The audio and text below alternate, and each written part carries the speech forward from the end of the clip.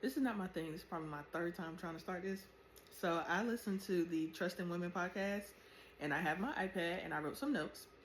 So what I thought was most interesting, honestly, was that hold on, let's redirect. I thought a good starting part of the conversation was how Jay Alfonso, and I do think that is his name, mentioned impulse control versus anger management, and I do think that would be very good. I know for at least the set of gentlemen that I have talked to, that is something that I could very well see being needed, because it's not that they're angry, they just lack the capacity to sit and really like value that you're having this discourse with them and sharing with them, I want you present in my life. Therefore, I need you to make these adjustments. You know, be considerate of what I'm saying to you so that we can be better. Instead of I begin to talk and you're immediately ready to go. You're immediately ready to go smoke a cigarette, smoke a blunt, get a drink. Like, you can't handle any level of like introspection and conversation, and therefore it makes you a hard person to interact with. So, thought that was a great starting point. So then I guess we can now transfer into Clifton. Is that I want to bring up the whole ordeal with Clifton and Joseph. I do think that they had very strong personalities, and that is okay. Unfortunately, I feel like a lot of men say they can handle sitting in a group with men and handle accountability, but then now we see in the event you are being told that you're giving excuses, not everybody's ready to fly off the handle. Anyway, I do think that they tried to tiptoe around the fact that Clifton had poor listening skills instead of just telling him directly. I am not opposed to them taking that gentle route. However, it took away a lot of the time they could have had to have like a conducive conversation about trusting women, because he just kept interjecting. Almost the same way he got up and excused himself, I really wish Clifton would have done that, because it would have allowed them to transition into like another realm of conversation that probably would have like lowered his defense. Ooh, that's what he said. He said that the woman that he was dating disarmed him from being so hard, and then when he was questioned about the words he said, he was like, no, I didn't say that. I said she held me accountable. And still yet these men are holding you accountable and you can't handle that. So in reality, how much accountability did it take? But I just didn't like the fact that when he was questioned about the word disarm, he discredited that, like said, I didn't say that. And then he said, she held me accountable, which is fine. Yet, I do think that he just has an issue with being wrong. And a lot of them, all of them, gently, and I mean, I'm sure that was just a level of respect, but definitely all of them tiptoed around the fact that he could not take being wrong. I think that allowing people the space to talk is really important, especially in spaces like that. The whole point of it was to talk about how we can love on the black woman a lot better, and yet y'all are arguing about disarm. Anyway, who said you have to distinguish between the girls you like versus the women you don't. I think that is truly, truly important, and it's something that I don't think gets said enough. So I definitely think that's something that should be discussed a lot more. And I see that it stumped them, like, oh, never did I realize that I might have had a different approach to people just because of my level of attraction to them or lack thereof. But anyway, again, at Clifton, just because you don't know does not excuse you. I think there's a lot of, and unfortunately, he really bit himself in the behind with that, because there's no way you're coming up here with the logistics, the facts, the figures, the statistics rather, yet you have not taken any of that knowledge and applied it to yourself. How are you just now learning to love at almost 70, yet you have all the statistics on why marriages are failing? You know that there was polygamy being taught. You know that all these things, yet you have not taken the time to have some level of introspection and work on those things for yourself. That just does not make sense to me. And I do think that is why he got so livid. What I also think needs to come from this now is valuing being softer as a man, not in a way that suggests, I'm gonna just throw my hands up. So for me personally, I have dealt with a person who enjoyed my femininity and my softness, yet they displayed no level of softness with me. You unfortunately cannot want you cannot want something from a woman that you are also not displaying.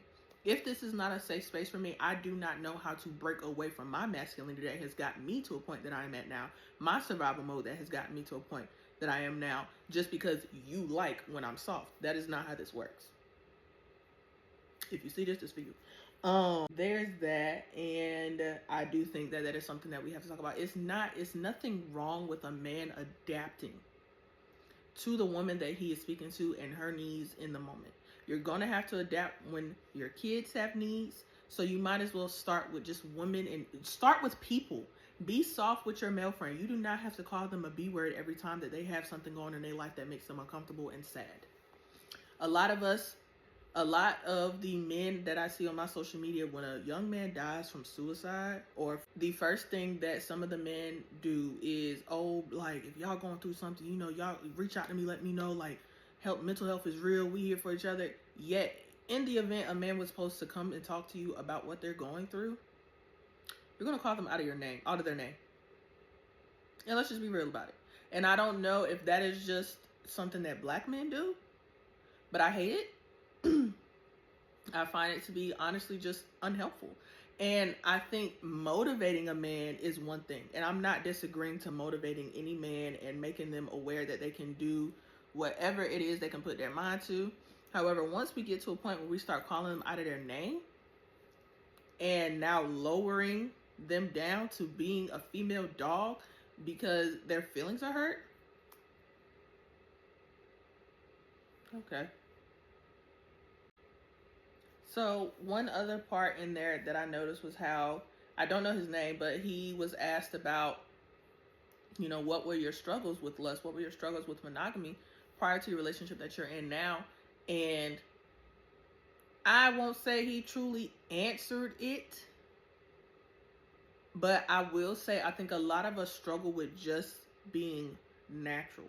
Be organic when people ask you these questions. You don't have to be Mr. Super Duper Profound and listing all of your boundaries that you have now and what you would not go for ever again, because it's okay. The whole point of you being able to access and be on this show is because you have probably displayed a level of growth that somebody behind you needs. So it is okay for you to say, yes, when I was out in that domain, the girl that walked by me with the biggest booty is going to give me the biggest problem.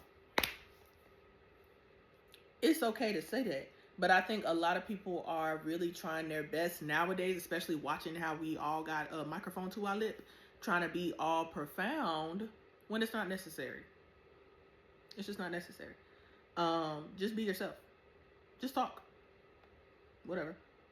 I mentioned that, and people are eating this up, and it's so funny. He mentioned how it's okay to take advice from a white person. I don't know about y'all, but I did Big Brothers, Big Sisters. I had a white mentor. I would take advice from a white mentor who is now married, lives in a beautiful home, has a very successful husband. I think what the issue is, don't take advice from people that you discern are not good people. Take color out of it. If they have something valuable to say, you listen. If you know that person has nothing valuable to say to you, you do not listen. Y'all are literally missing the point because of this. I don't think it's necessarily wrong to take input from people who do not look like you. In reality, you should have some level of diversity of thought and background. I also do agree that living in a place of survival mode does limit our capacity. Versus somebody who is not coming from a place of survival mode, they do not struggle from the same level of trauma. They are not stunted by it. They are not worried about how they're going to spend their last couple dollars on starting their dream business. They're going to do it and know that that money's going to come right back. How frequently do you spend your last couple of dollars and already imagine that it's coming right back plus some? Why not go talk to the person who has that level of business acumen? But I do understand.